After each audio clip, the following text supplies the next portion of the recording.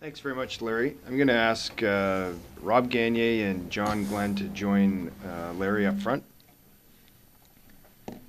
For those of you that don't know, John Glen is with AEC, and we call him around the office the professor. That's as much for his appearance as it is for his behavior. And Rob Gagne joins us from Calgary and has a very long family history of being in the assessment world and looks after AEC's operations in Western Canada.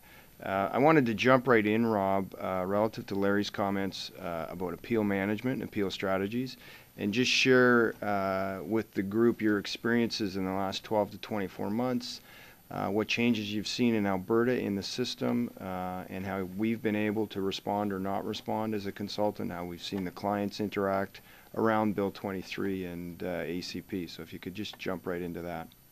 Thanks, Bobby. In 2005 to 2010, appeals in Alberta were running about 50% success rates. When you included recommendations with sign-offs or agreements with the assessor, it was around 70%. And so we were pretty successful. Starting in 2010 with Bill 23, assessment appeal success rates dropped to about 30%, and in 2011, 20%. And so we refer to Bill 23 as the good, the bad, and the ugly. The ugly was legislation that basically was onerous and difficult for ratepayers to appeal, with things like cost applications that were built into schedules. We went to a single level of appeal with no appeal to a single level. One of my colleagues used to refer to it as the doctor, the pharmacist, and the undertaker. So they privatized assessment in Alberta, they hired the assessors, they hired the tribunals, and they adjudicated the appeals. And so you can imagine in a system like that what can happen. We saw the writing on the wall in 2009 and began to understand that as part of our approach for our clientele, we needed to find ways to mitigate taxation and assessment increases in a system that was going to be weighted in favor of the municipalities. What started was what they described as an advanced consultation process. So notwithstanding that we have appeal ratios or success ratios that are half or less than what they were leading up to 2010, today we've settled in the last 2 years proactively some 700 appeals. So from an assessor's perspective, it's a very successful approach. Our clients have seen success. The big difference is we've had to adapt our business model. We need to start earlier.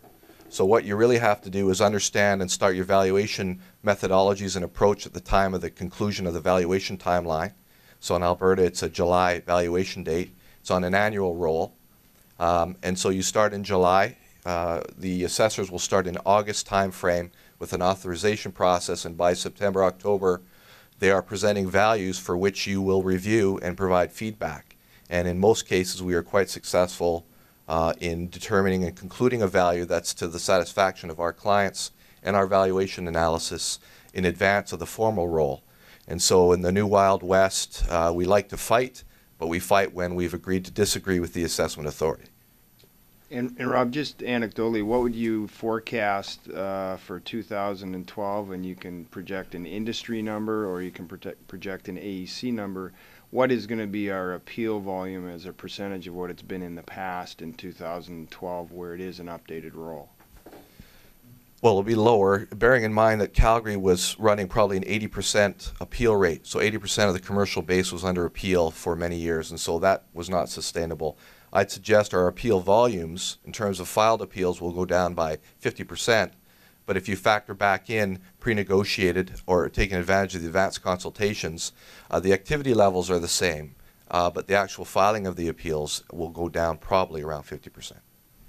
So, Larry, I'm just going to sort of come back to you. Relative to 2013 and March 31st, looking forward a year from now, do you anticipate relative to 08 that the industry and owners and taxpayers, particularly on the commercial and industrial side that represent the group here, are going to be less than, equal to, or more active than they were in the last go-round in 08 CVA?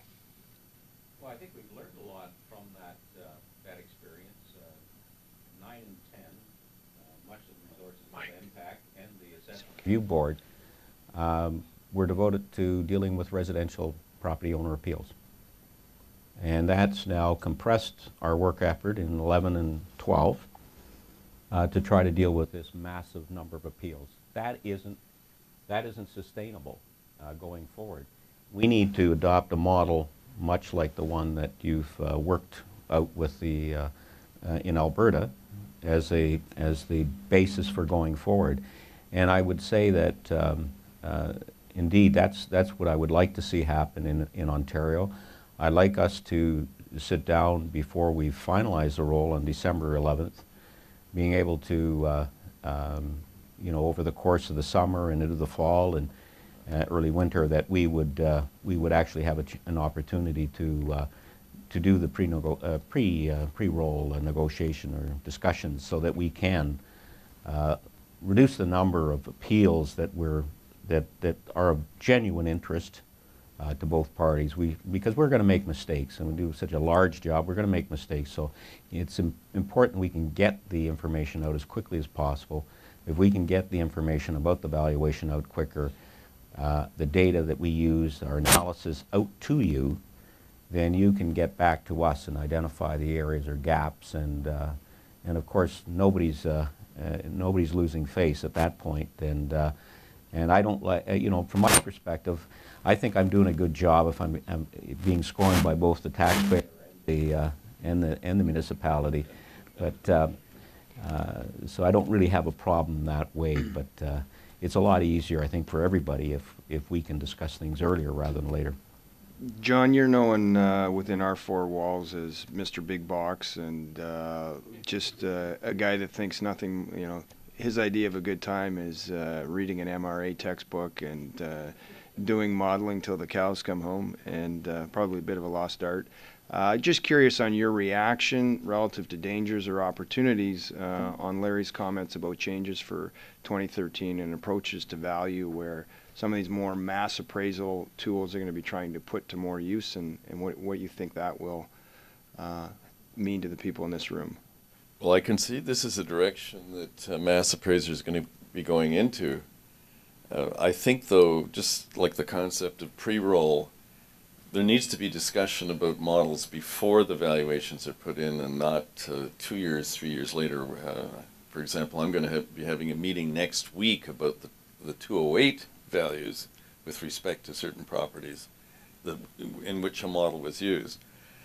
We shouldn't be waiting 4 years to have these meetings. We should be having these meetings before, and I think that would alleviate a lot of the problems. And I've seen some models, I have to say, and this is not being specific to Ontario's models, but I've seen some awful models in some other jurisdictions. And in fact, in Calgary, the models are allowed to be kept secret. So imagine a hearing where you're talking about a secret model that neither the board or the taxpayer's ever seen, and the board member says, "I'm asking a very simple question. What's the rate per acre you're using?" "Oh, I can't tell you that. It's all tied up in some model." But I'm not going to tell you what it is. So we can, fortunately in Ontario, we're getting a chance to see the models, but we shouldn't be waiting 4 years.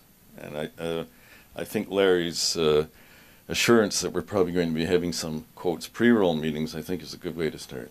Well, just to that point, John, and I'm meeting now with the Golf Course Owners Association, National Golf Course Owners Association. We had a decade of appeals that we've resolved, and then we've sat down and agreed, let's get 2012 values right. So I'm bringing them in to help us, you know, help us review the parameters of the models that we're going to be using. Now, at the end of the day, we may have a difference of opinion, but there will be lots of input, and it will have tempered what we've done, and that's a good thing. Rob, relative to your ACP experience in the last 12 to 24 months, would you say the slowest part in the process was education of taxpayers, or was it reluctance from the assessing jurisdiction? Because obviously the two parties have to get together and have the same mind. So if you were to give Larry advice on how he might examine this as a strategy, Who has to get there first, or can both parties get to the table at the same time? You know, I hate to use Alberta as an example, given it's the good, the bad, and the ugly, but we have learned a few things. The City of Calgary started the advanced consultation process years ahead of the City of Edmonton. One of the big differences was they had a formal process. The City of Edmonton would ask us to bring in information to assess them and preparing the assessment, and we said, really, you need to take the initial valuation and bring it to us, or give it to us first, let us review it, because bringing in information isn't useful. Calgary didn't do that in the first 2 years. 2 years ago, they started producing the roll for these meetings. And the big difference was when everyone can look at the predicted values or the forecast assessment values in advance, we can do a lot of work with our clientele. So I think the municipality has to come first with the roll early enough. And I can assure you that if you looked at the proactive advanced consultations between Edmonton and Calgary, knowing that Edmonton did not have a formal advanced consultation process, I would say probably 10% advanced consultation is successful in Edmonton, and probably triple that in the City of Calgary. The other comment I would make to stakeholders is start now. When they start doing, Alison Redford, the new Premier of Alberta, talks about how much she hates black box modeling. And this is what you face when these municipalities move to mass appraisal models. You need to start your campaign, your letter writing, your meetings now, that there has to be transparency in the model. There's a term you'll become familiar with called coefficients. It's the thing the assessor doesn't want you to see, and the reason they don't want you to see it is because you'll have 10 more reasons to appeal. So I just suggest as part of that approach that you ask for and insist that those models are available, and including the coefficients. John, relative to all the background information that we've seen from the other presenters today on values and your love of understanding and analyzing transactions at all levels across the country, do you see any end? So if we were sitting here 2, 3, 4 years from today, do you see any end in the escalation of where those values are going and upward pressures on assessments and, at the end of the day, taxes? Or are we in a long, relatively managed period of upward growth on those values? Well, I describe the market as a bifurcated market. I've been saying that for some years. You know, send me around looking at closed auto plants, and I've probably got a pretty negative view of the market. Take me to distribution warehouses near the airport in Toronto, and I'm going, my God, look at those prices. I think assessors are generally aware of that, I hope. Larry showed us some pictures of Windsor and how, you know, you can be in a market that's not great. I think Raymond, for example, pointed out the decline in manufacturing as opposed to the increase in distribution warehouses. So that kind of bifurcated market can coexist in the same, literally in the same place. You can have closed factories where nobody has any demand because the clear height's 16 feet. And you can have a nice distribution warehouse with 30 feet, and boy, everybody wants to get hold of that. So I think it's that awareness that I like to think we bring, but there's no reason assessors or any other parties can't be equally aware of those differences in stratification.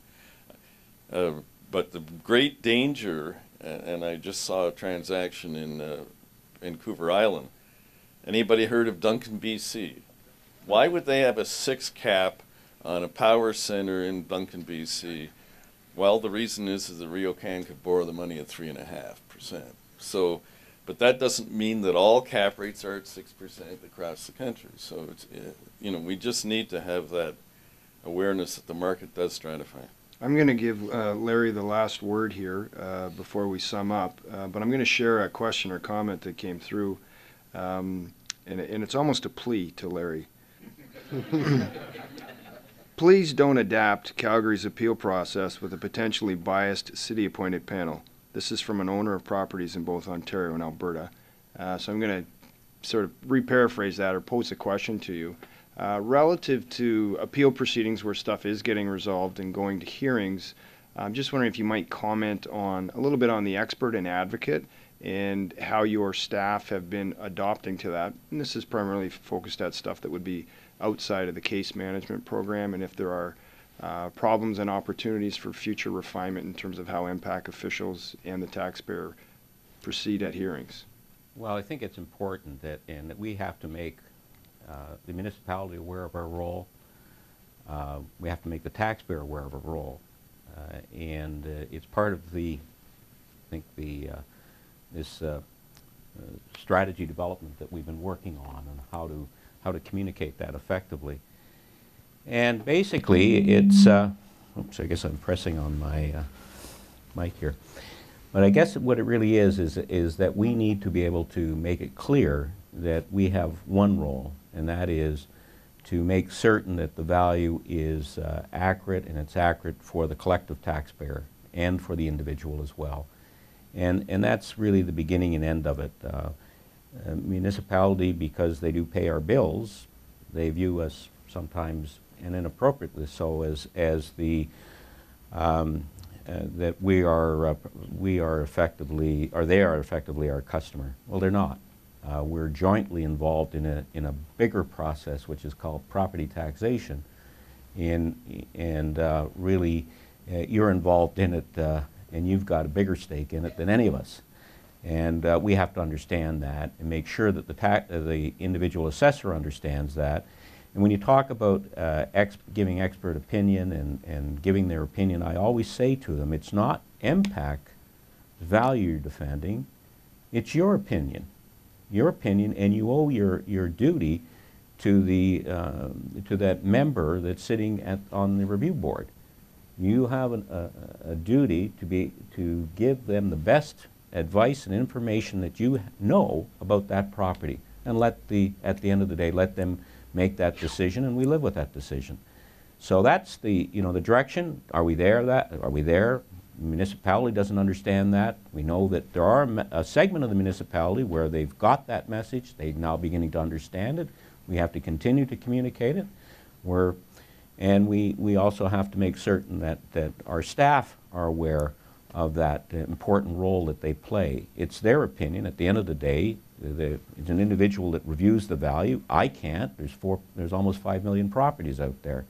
We're going to have to rely on the skill and expertise of that assessor, and hopefully they'll make the right decision.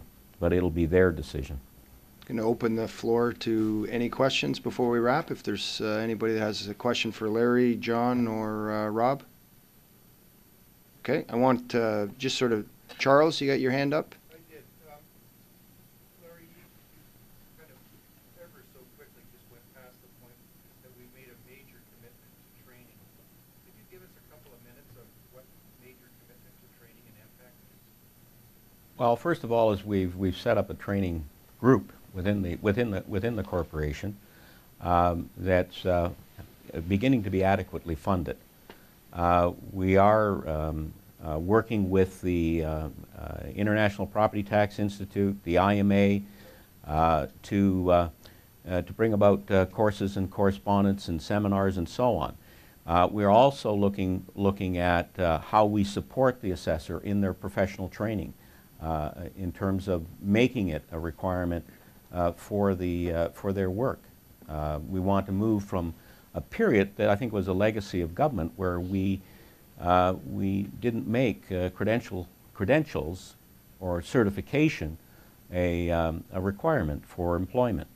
We are now looking that is necessary. This is a complex world that we all work in, and there's an expectation that people ought to understand basic economic and valuation principles, and not only do they have to learn that at school, they have to be continuously educated or educating themselves on that going forward. So we are making that, and there's some real effort and energy being, and in fact, John and I are going to be lecturing at the end of the month at a joint IMA and IPTI program on income valuation, and we're going to be doing much more of this sort of thing as we go forward. I think there's still some tickets available on StubHub for that event if you haven't. Yes? Larry, you talked about the group. How many people is that? At MPAC? 1,600. Any other hands? Okay, just before we do the final wrap, I wanted to thank Larry, John, and Rob. I also want to thank Mulcahy. Joe has stepped out. Ron Badolka, George Karras, Raymond Wong, and Craig Smith for supporting and presenting. And with that, I'm just going to say thank you very much for giving up a large part of your day to come and join us. It's a real treat for the people at AEC to put this event on for you and to gather. And something that we take a great deal of pride in, and we're all extremely happy that everyone chose to join with us today. There was a question that came through that was addressed to Joe Mulcahy. He is going to be around for the reception area. It speaks to the disposition of Thomson Reuters' property tax business, so he's happy to answer that question if you wanted to approach him over a cocktail. And again, thank you very much for coming, and I look forward to visiting with as many of you as you can at the reception that's just going to be just outside those doors. So thanks very much.